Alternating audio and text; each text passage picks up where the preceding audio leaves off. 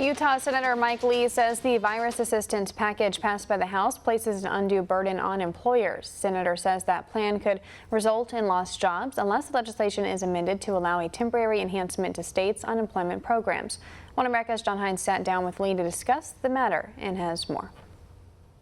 Senator Mike Lee of Utah, thank you for talking One American News. It's good to catch up with you. Thank you. I wanted to talk to you a little bit about what's going on with coronavirus because things seem to be moving very, very quickly.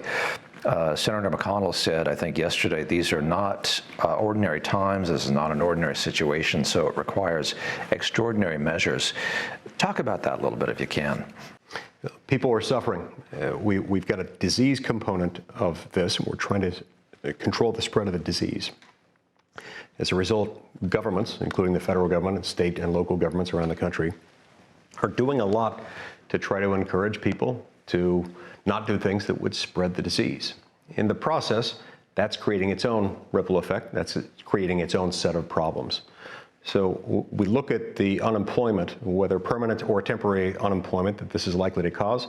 We want to get ahead of that curve and make sure that we ease the burdens that we'll be incurring as a society. Talking about easing the burdens as a society, I know that the Senate has now received the House, I guess, coronavirus package, which came over kind of late. What was it, Tuesday morning or Monday or something like that? Yeah, so the House of Representatives passed a 110-page bill in the middle of the night on Friday night, shortly after midnight. Most of the members, by the way, had seen the bill for only about 15 minutes before they voted on it. On Monday, the House passed some technical corrections. Only the technical corrections took up nearly 90 pages out of a 110-page bill. So it became almost a new bill as of Monday night. We've therefore had the bill in its final form for less than 2 days.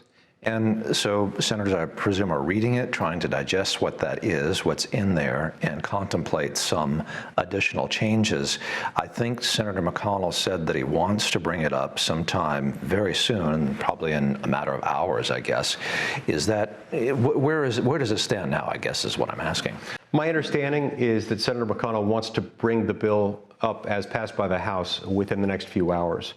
And our hope is that we'll get a chance to vote on a couple of amendments as we do that. It's important for the Senate never to become a rubber stamp for the other legislative chamber or for the executive branch. What, in your mind, stands out in this piece of legislation that might be important toward achieving the goals which you've articulated? I think everyone agrees that we ought to be concerned about those whose jobs might be put on hold or lost. Individuals who might be furloughed from their workplace during the immediate crisis of the virus.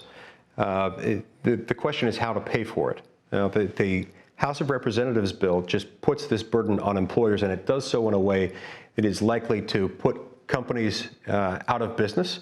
It's likely to result in the loss of many, many jobs on numbers that we've never seen before. So, while perhaps well-intentioned in some ways, the House bill was fatally flawed in that it would result in massive job losses and people not having an income. So we believe a more appropriate response would be to get the money directly to those individuals whose jobs have been displaced, who have been furloughed, for example, as a result of the virus, through the unemployment insurance program. We think we can do that, and do that in a way that won't hurt employees because it won't put their employers out of business. So that might be an amendment you contemplate in this package? Yes, this is an amendment sponsored by Senator Johnson that I'm co-sponsoring along with Senator Toomey, Senator Sass, Senator Rick Scott from Florida, Senator Ted Cruz from Texas, and Senator Tom Cotton from Arkansas. Senator Mike Lee, thank you for talking on One American News. It's good to catch up with you. Thank you. Want to see more videos like this? Click on the link below and subscribe to One American News on YouTube. And call your cable provider and kindly demand that One American News is added to your lineup. Call and subscribe today.